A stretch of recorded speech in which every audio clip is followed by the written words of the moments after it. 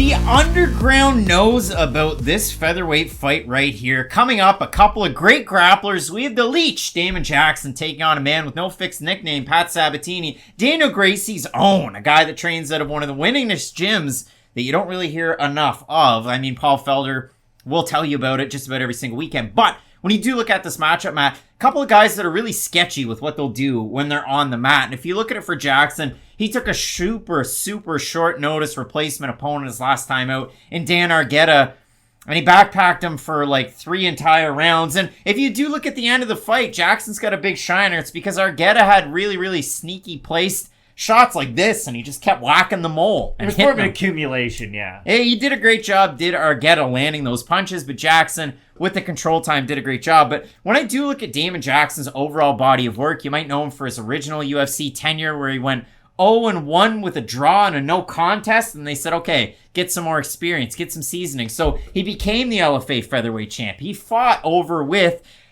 the PFL, and he did get finished with one of the craziest flying knee knockouts by one of the best featherweights that's not competing in the UFC, in Mavlid Haibulaev.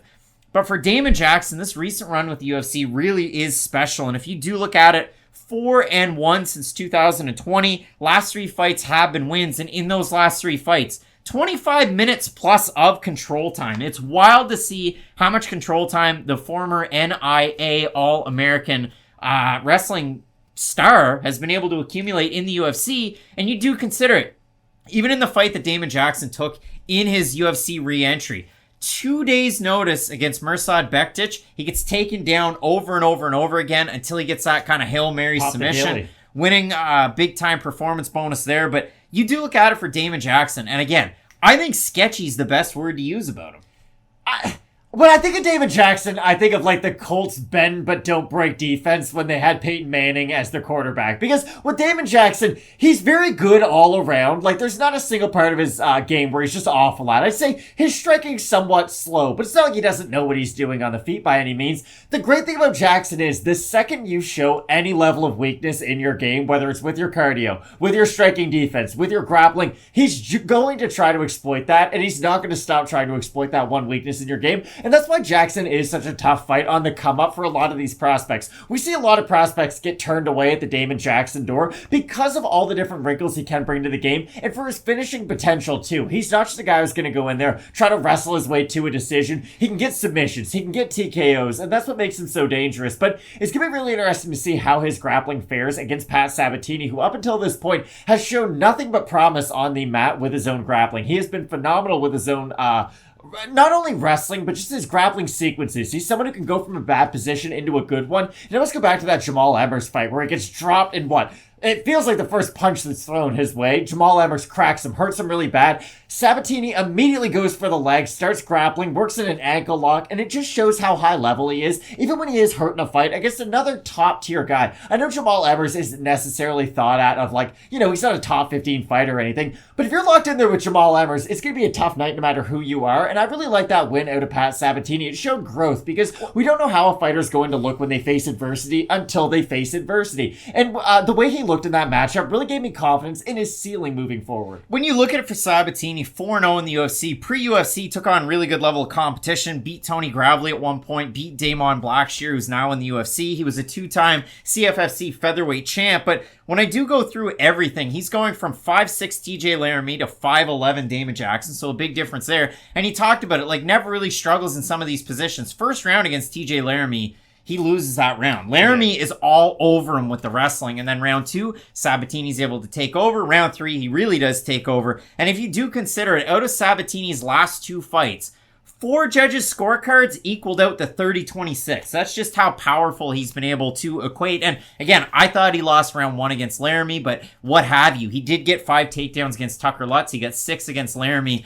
That's the other thing for Sabatini. You look at the first 2 fights that he has in the UFC. You had mentioned the one against Jamal Emmers where he gets rocked and then he rallies back. You figure the fight that he has against Tristan Connolly, he's able to win out quite well. But the level of competition for Sabatini the last 2 fights, Tucker Lutz and then TJ Laramie. Laramie's out of the UFC after that loss, and Tucker Lutz, he's a power puncher. He's got pretty good striking, but he struggles in some of the grappling. This is finally that level up in 100%. An opponent that you want to see out of Sabatini. And these guys, their skill sets mesh so well because for Sabatini, when he strikes, He just kind of holds his hands down by his chest, puts his head down, and throws a lot of leg kicks all of a sudden. He doesn't really box much. He just tries to close the distance, go for power takedowns. He showed the body kick, though, in his last fight to look good. For Damon Jackson with his striking, he holds his hands really high, and he will kind of crane his neck over because he's taller than most featherweights. Throw a little bit like this, go for a body lock, try and get his takedowns. He'll throw some leg kicks as well, but not really either one of these men. You're going to go, geez,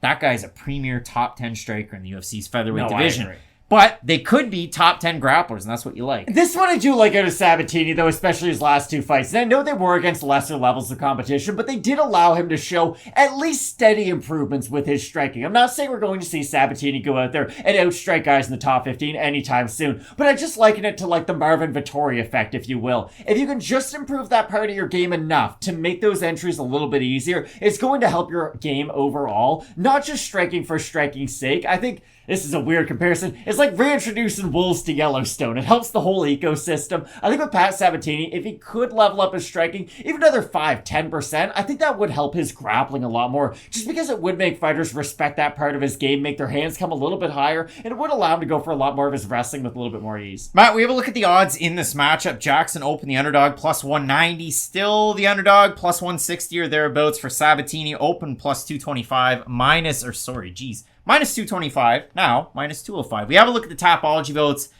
You've been bullish on Pat Sabatini this entire run, and I think the fans enjoy his fights as well. I'm going to say over under 70% Sabatini. I'll say over. I'll say over. It is over. 861 total votes, 83% Sabatini, 77% by decision for the 17% that have Jackson, 66% by decision. Jackson doesn't have the hottest takedown defense in the entire UFC throughout this round. Obviously, he's looked very, very good of late. You consider the first round, it wasn't very good, so 40% is what it is. Goes for a lot of offensive takedowns on his own, but when he does get taken down, his threat of the submission is definitely there, and he wins the fight. So, Matt, Damon Jackson, squeaky little record. Pat Sabatini, about the same. I think there's going to be a lot of Sabatini support down in the comment section this week. I think there will be too, but it does make sense, and this is where I differentiate these two fighters. Pat Sabatini, when he's on top, I think is going to go for a lot of ground and pound to really try to soften up Damon Jackson to make the fight at least more even as it goes on. Because if Jackson has any outlier attribute, I'd say it's probably his cardio. Like this guy, I know he's been TKO'd early. The Topuria loss is one that stands out. The High Boulet loss. But like, he fights a lot like Julian Erosa. We bring these two guys up a lot together because they do fight in a similar manner. If you don't get rid of them early, they're going to make it really ugly by the time things are done. I still think Jackson's going to be able to be on top of Sabatini a lot in this fight, whereas Sabatini, if he is able to get that top control, is going to make a lot of use of it. So that's why I do ever so slightly favor Sabatini. But I think this is a really difficult fight for him. I know, like you had said, I've been on this streak of his, but I think Jackson definitely is a step up in competition over his last two fights. Now, if he is able to get over Damon Jackson, then maybe a borderline ranked opponent, if I'm being honest. I think it has been that long for Sabatini, but this is a very fun fight. I'll be honest with everybody out there. I'm really on the fence with this one. When I look at Damon Jackson being that big of an underdog, having not lost to grapplers like this in years, I'm really, really torn. But when I do look at Sabatini, what I do like is he's always trying to do something. So is Jackson. But when you watch Sabatini, if he's on his back, he wants to get off of his back very quick. He's not like a traditional wrestler who's just kind of stuck there on the bottom. I can't do anything, like the tortoise example that we made up earlier. And when you do look at him, power takedowns. I do like his top pressure. I like his top game. I like his submission defense.